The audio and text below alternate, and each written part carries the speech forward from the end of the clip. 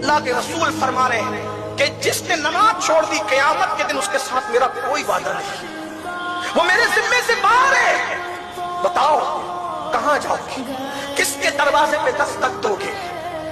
کس کو دعائی دو گے؟ کس کو پکارو گے؟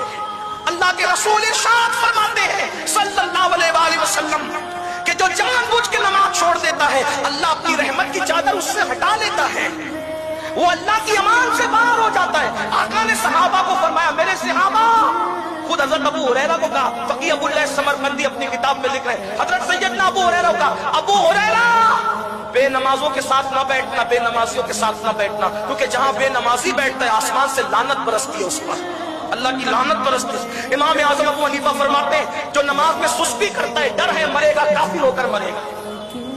میرے بھائیوں کہاں ہو؟ اللہ کے لیے اپنے آپ پہ رحم کر لو۔ زندگی میں کچھ کر سکے یا نہ کر سکیں، اپنے بچوں کو کسی طرح 5 وقت کا نمازی بنا چاہیے۔ پہلے تو خود بننا پڑے گا نا اس کے لیے۔ والد وہ بچہ دیکھتا ہے ابو رمضان میں نمازیں پڑھتے ہیں، اس کے بعد تو میرے والد بھی جمعے کی پڑھ لے تو بڑی بات ہے، تو بچے کو بھی آپ ایکچولی ہم اپنے بچوں کو پریکٹیکلی پریکٹس کرا رہے ہیں کہ بیٹا نماز تو جمعے کی پڑھنی ہوتی ہے، باقی ضروری نہیں ہے۔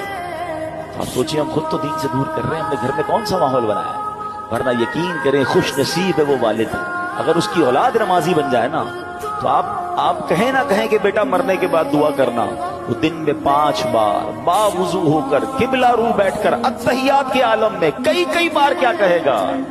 ربنا اغفر لی ولوالدی وللمؤمنین یوم یقوم الحساب۔